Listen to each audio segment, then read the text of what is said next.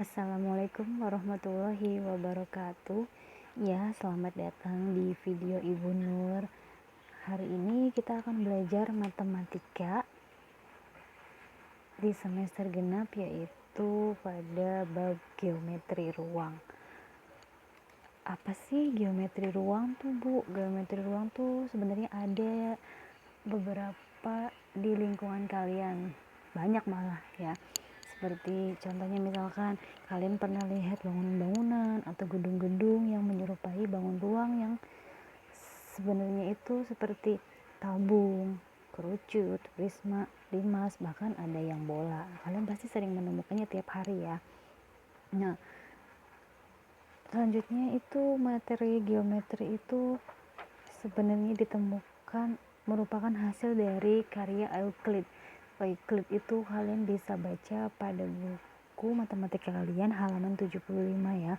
Siapa sih Euclid itu ya? Nah, kita langsung masuk ke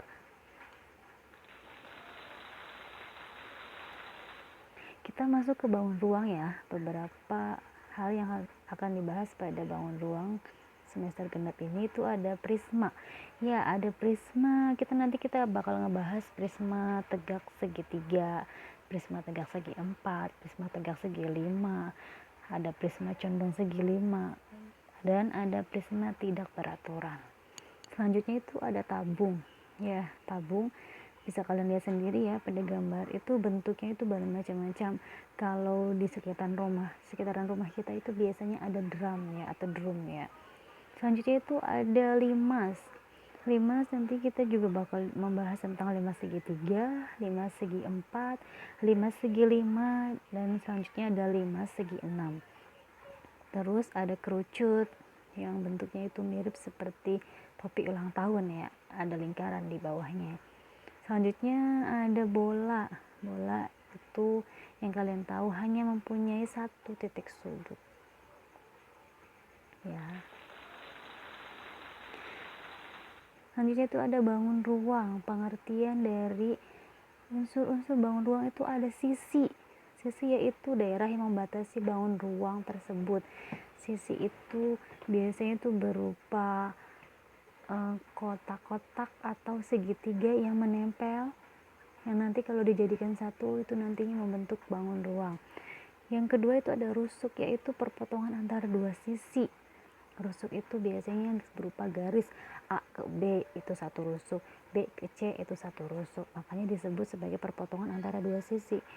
Yang selanjutnya itu ada titik sudut, yaitu titik potong antara beberapa sudut.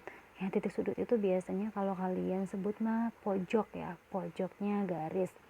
Selanjutnya ada 4 diagonal sisi, yaitu ruas garis yang menghubungkan dua titik sudut yang berhadapan pada sisi.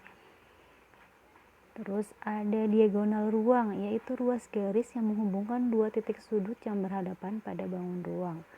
Yang keenam ada bidang diagonal, yaitu bidang yang melalui dua rusuk berhadapan yang tidak terletak pada satu bidang ya.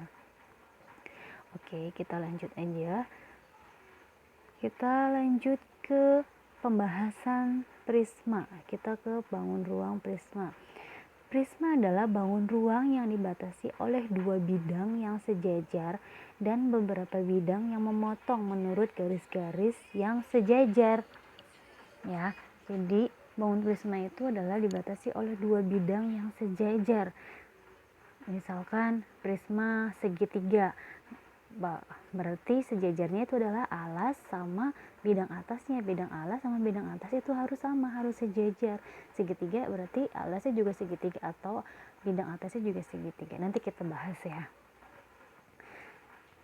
Selanjutnya, dua bidang sejajar disebut bidang alas dan bidang atas. Bidang yang lain disebut sisi tegak. Nah, yang tadi kalau bidang alas dan bidang atasnya sejajar dinamakan sebagai prisma segi berapa di situ gambarnya. Kalau segitiga alas sama atasnya berarti dinamakan segitiga.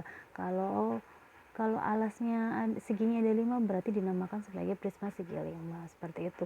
Kalau sisi tegak hanya itu yang nih, lihat gambar ya. Kalau sisi tegak itu yang berada paling tinggi. Contohnya kalau di prisma segitiga itu alas bawahnya, bidang alasnya itu segitiga, bidang atasnya juga segitiga, ini dinamakan sejajar. Yang di tengah itu namanya sisi tegak. Sama di prisma segi 5 juga, yang bagian bawahnya itu dia pojoknya ada 5, makanya dinamakan prisma segi 5. Kalau bawahnya prisma segi 5, atasnya juga sama, bidang atasnya segi 5. Yang di tengah itu adalah sisi tegaknya. Paham ya? Selanjutnya kita ke jenis-jenis prisma. Jenis-jenis prisma itu berdasarkan pada bentuk sisi alas atau sisi tegak. Jika sisi alasnya berbentuk segitiga, maka prismanya disebut prisma segitiga, yang tadi Ibu jelaskan ya. Jika sisi alasnya berbentuk segi empat, maka prismanya juga disebut sebagai segi empat. Dan jika sisi alasnya berbentuk segi N, maka prismanya disebut sebagai prisma segi N juga. Maksudnya gimana segi N tuh? Segi N itu tergantung berapa banyak segi yang dibutuhkan. Misalkan ada sampai prisma segi 6, berarti bentuk seginya itu ada 6 bawahnya, bidang alasnya. Bidang atasnya juga sama, ada 6, maka dinamakan prisma segi 6. Seperti itu ya jenis-jenisnya. Selanjutnya itu ada, kita membahas tentang prisma segitiga ya. Prisma segitiga itu prisma yang sisi alas dan sisi atasnya berbentuk segitiga, yang tadi sudah dijelaskan sebelumnya. Nah, sifat-sifat prismanya itu: satu, memiliki sisi alas dan sisi atas berupa segitiga yang kongruen atau yang sama. Dua sisi tersebut juga merupakan sisi prisma segitiga. Maksudnya dua sisi itu yang mana? Yang tadi, dua sisi itu sisi alas sama satunya lagi sisi bidang atas, seperti itu ya. Yang kedua itu memiliki 3 sisi tegak yang semuanya berbentuk segi 4. Jadi walaupun bidang alas sama sisi alas sama sisi atasnya itu segitiga, tapi sisi tegaknya itu harus berbentuk segi 4. Misalkan kotak, tapi di alas sama di atasnya itu harus segitiga. Itu prisma segitiga. Selanjutnya ada memiliki 9 rusuk dan memiliki 6 titik sudut. Coba kita lihat gambar saja ya biar lebih detail. Di sini di gambar ini adalah prisma segitiga. Memiliki 3 sisi tegak yang semuanya berbentuk segi 4. Coba kalian lihat yang bagian tengah, yang berdiri ini, benar nggak kotaknya ada 3? 1, 2, 3 sama yang belakang ya. Terus memiliki 9 rusuk. Rusuk dari A ke B itu 1, B ke C itu 2. Coba kalian hitung, benar nggak ada 9? Benar ya. Selanjutnya itu ada 6 titik sudut. 6 titik sudut, pojok-pojoknya ada berapa? Benar nggak ada 6? Coba dihitung. Benar ya, ada 6 ya. Selanjutnya, ini dia yang dinamakan bidang atas dan bidang alas. Sama-sama segitiga kan bawah atasnya. Ya, yang tengahnya adalah bidang tegak. Sudah paham sampai sini? Ya, atasnya segitiga, bawahnya juga segitiga. Kalau misalkan atasnya segi 4, bawahnya juga segi 4. Itu dinamakan prisma segi. Ya. Tergantung sesuai gambar yang diinginkan atau yang dibutuhkan atau yang terdapat pada gambar, dia prisma segi berapa, seperti itu. Selanjutnya itu ada prisma segi 5. Ibu bahas yang segi 3 sama segi 5 aja ya hari ini. Yang prisma segi 5 itu adalah prisma yang sisi alas dan sisi atasnya berbentuk segi 5. Coba kita lihat gambarnya ya. Nah, seperti itu. Di dalam gambar itu bagian sisi alas sama sisi atas. Coba kalian lihat pojok titiknya ada berapa? Benar nggak ada 5? Tuh 2, 3, 4, 5. Benar ada 5, atasnya juga sama, berbentuk prisma segi 5 karena mempunyai pojok-pojok 5 atau titik sudutnya ada 5. Kalau atasnya sama, bawahnya juga harus sama. Dan lihat, coba kita langsung ke sifat-sifatnya ya.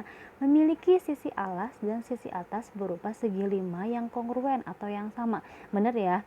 Sisi atas sama sisi bawahnya sama ya. Dua sisinya merupakan sisi prisma segi 3. Mirip sama Dua sisinya mirip seperti sisi segitiga. Yang kedua, itu memiliki 5 sisi tegak yang semuanya berbentuk segi 4. Coba lihat di bagian tengah, itu ada sisi tegak. Pasti bentuknya kotak-kotak atau persegi panjang, ya. Terus, yang ketiga itu memiliki 15 rusuk. Seperti yang Ibu bilang tadi, rusuk itu adalah sebuah garis. A ke B itu 1, B ke C itu 1, C ke H itu 1. Coba kalian hitung, benar nggak ada 15 rusuk? Hitung sampai ke belakang ya. Oke, sudah selesai menghitung. Lanjut ke sifat yang keempat, yaitu memiliki 10 titik sudut. Nah, coba hitung. Pojok-pojoknya benar nggak ada 10? Benar ya, karena segi 5 itu bawahnya 5, atasnya juga 5, jadi mempunyai 10 titik sudut. Oke, selanjutnya kita ke luas dan volume prisma.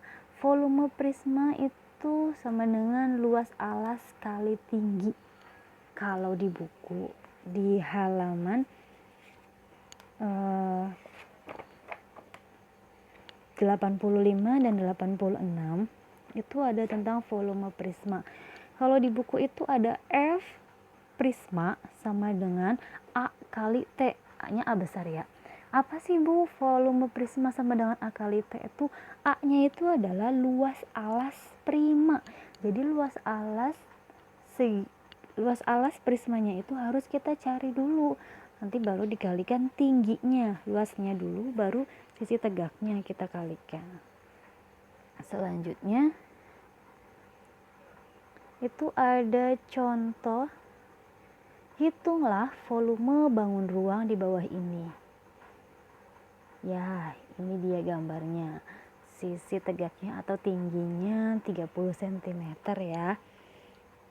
Terus luas alasnya itu 15 kali 8 ya. Luas alasnya setengah kali 15 kali 8. Bu, luas alas tuh dari mana sih sebenarnya? Luas alas itu sebenarnya dari volume. Kalian masih ingat tentang volume balok? Itu V sama dengan atau volume sama dengan luas alas kali tinggi. Berasal dari situ. Luas alasnya dari mana? Dari panjang kali lebar. Jadi luas alasnya itu dari panjangnya itu 15, lebarnya itu 8. Itu dari luas alas prismanya dulu ya. Ingat, Ibu ulangin lagi. Luas alas prismanya itu berasal dari panjang kali lebar. Panjangnya adalah 15, A ke B itu 15. Yang di tengah itu yang 8 cm itu adalah luas panjang kali lebar, panjang kali lebar. Maaf ya. Selanjutnya itu pembahasan ya. Kita bahas tentang yang tadi, soal yang tadi, tinggi prismanya tadi kita sudah diketahui 30 cm ya. Yang sisi tegaknya itu adalah 30 cm. Alas segitiganya 15, tinggi segitiganya 8 cm, atau ini bisa jadikan lebar, ininya panjang, ininya lebar ya.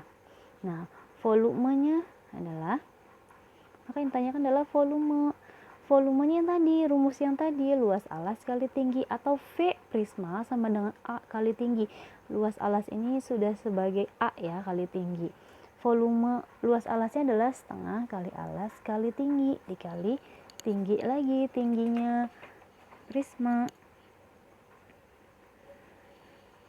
Ya, jadi setengah kali alas kali tinggi itu sudah rumus dari luas alas prisma. Nah, kita langsung masukkan angka-angkanya.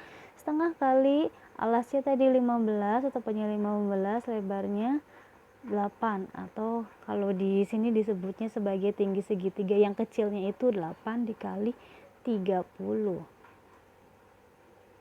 Ya, dikali 30 maka sama dengan setengah kali 15 dikali 8 sama dengan 60, dikali 30 maka sama dengan 1800 cm kubik. Jadi volume bangun ruang tersebut adalah 1800 cm kubik. Bu, kenapa harus ada kubiknya? Karena kita sudah membahas tentang volume yang satuannya lebih tinggi ya. Selanjutnya kita ke tugas ya. Masih tetap semangat ya. Kita habis ini mengerjakan tugas. Tugas dari ibu adalah kerjakan soal latihan pada halaman 87 nomor 1A, 1B, dan 1C. Ibu minta kerjakan di buku latihan matematika ya. Kalau misalkan gak ada buku latihannya, boleh di buku catatan matematikanya saja. Selamat mengerjakan. Jangan lupa berdoa dulu sebelum mengerjakan ya. Nanti setelah selesai mengerjakan, jawabannya boleh dikirim lewat foto WhatsApp ke ibu. Boleh ya. Selamat mengerjakan dan ibu tutup. Wassalamualaikum warahmatullahi wabarakatuh.